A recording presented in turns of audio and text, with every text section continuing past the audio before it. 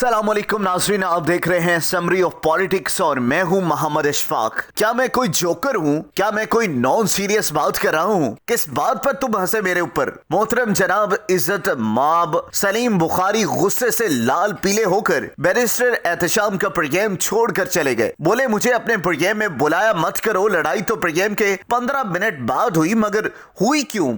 इसके लिए आपको प्रोग्राम के 15 मिनट के पहले क्लिप को समझना होगा कि जो गुस्सा सलीम बुखारी को पहले से था, बिलाखिर उन्होंने प्रोग्राम में जाकर ही निकाल दिया। दरअसल सलीम बुखारी ने अरशद शरीफ कत्ल केस के ऊपर खूबसूरत तरीके से तमहीद बांधी और कातलों के घर तक पहुंचने की खौफनाक तस्वीर पेश की।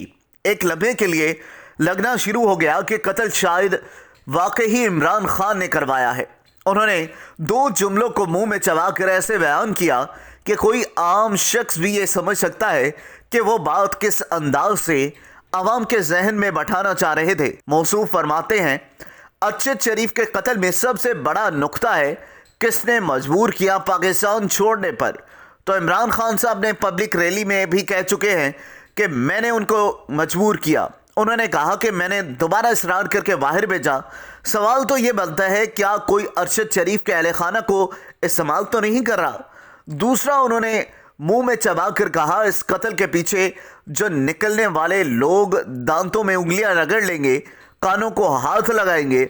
इसके बाद बैरिस्टर एहतशाम ने बहुत अच्छे तरीके से डिबेट की और इनको रिवर्स गियर लगाने पर मजबूर किया। बल्कि उल्टा सलीम बुखारी अपने दिए गए बयान से कहने लगे कि मैं तो ये कह ही नहीं रहा, बल्कि मैं तो गारंटी देने के लिए तैयार हूं कि इमरान खान इसमें मुलव्विस नहीं। आइए आपको सुनवाते हैं बैरिस्टर एहतशाम ने किस अंदाज में इनसे डिबेट की और प्रोग्राम की इस गुफ्तगू के 15 मिनट के बाद सलीम बुखारी बैरिस्टर एहतशाम के हंसने के ऊपर प्रोग्राम छोड़कर चले गए। आपको क्लिप सुनवाते हैं, वो क्लिप सुनिएगा। कि जो सबसे बड़ा नुकता है इसमें कि उसको किसने मजबूर किया पाकिस्तान छोड़ने पर। तो 2 इकबाली बयान तो मैं बता देता हूँ आपको, जो इमरान खान साहब के हैं, जिन्होंने पब्लिक रैली में कहा है। कोई छुपी ढकी बात नहीं है कि मैंने पहली दफा कहा कि आप बाहर चले जाओ, वो नहीं माने, फिर मैंने दोबारा इसरार किया कि आप यहां से चले जाओ, तब वो गए। ये पब्लिक रैली की बात है, ये कहीं इसके लिए किसी रॉकेट साइंस की जरूरत नहीं है। दूसरी बात यह है कि यकीनी तौर पर जिस मां का बेटा शहीद हुआ है, क्या उन्हें कोई इस्तेमाल तो नहीं कर रहा है या उनके ऊपर कोई किसी किस्म का प्रेशर तो नहीं है। अपने तजर्बे की बुनियाद पर एक बात कह रहा हूं बैरिस्टर, और ये मेरा जिम्मेदाराना बयान इसलिए कि मैं आई ओन इट, लेकिन ये जरूरी नहीं है कि ठीक हो। वो ये है कि इस कत्ल के पीछे से जो जो निकलने वाले हैं ना, लोग दांतों में भी उंगली देंगे और कानों में भी उंगली देंगे। ये मैं आपको बता रहा हूं। शुएब साहब, आपने सलीम बुखारी साहब को सुना है, उन्होंने तो कुछ इमरान खान और दूसरा नाम कौन सा लिया था? बुखारी साहब आपने कहा कि जिन्होंने मजबूर किया था अरशद शरीफ को यहां से जाने में। नहीं, मैंने कहा 2 मरतबा से ज्यादा उन्होंने पब्लिक रैली में ये कहा कि उसको बाहर मैंने भेजा है। सवाल ये उठाया गया था कि किसने उसको भेजा। आप याद कीजिए ना, दोनों मेहमानों ने भी कहा, सुप्रीम कोर्ट में भी ये बात हुई और हो भी रही है कि हु सेंट हिम।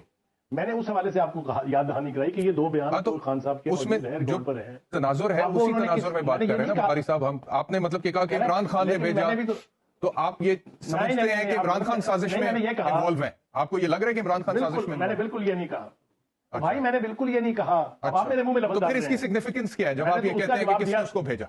जब आप ये कहते हैं कि किसने उसको भेजा और वो इमरान खान थे, उन्होंने पब्लिक लिखा, इसकी सिग्निफिकेंस क्या है?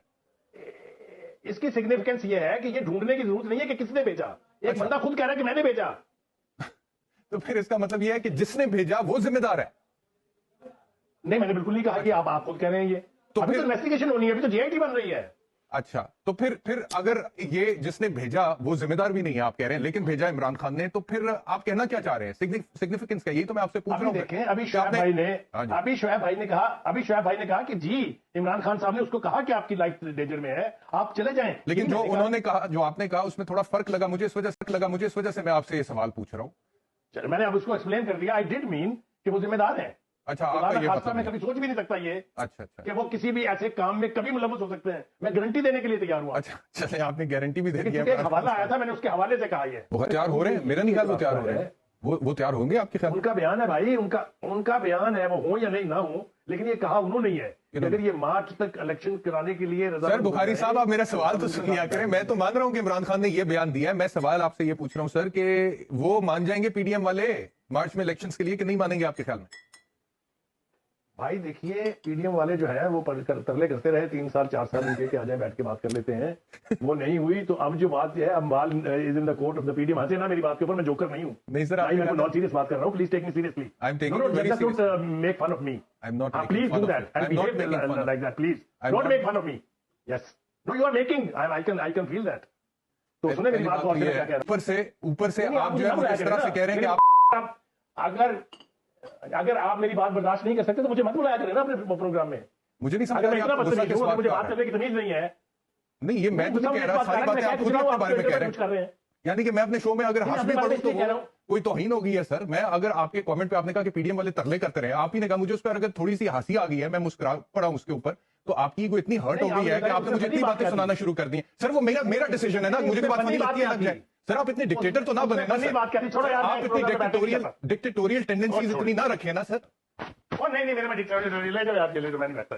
जी आप बेशक चले जाएं, आप बेशक चले जाएं। और अगर जी नाज़रीन, आपने ये क्लिप सुना कि किस तरीके से घटिया अंदाज के अंदर पाकिस्तान तहरीक इंसाफ के चेयरमैन इमरान खान साहब पर ये इल्ज़ाम लगाने की कोशिश की जा रही है कि जो अरशद शरीफ शहीद साहब का कत्ल है उसके पीछे कहीं ना कहीं इमरान खान साहब का हाथ है।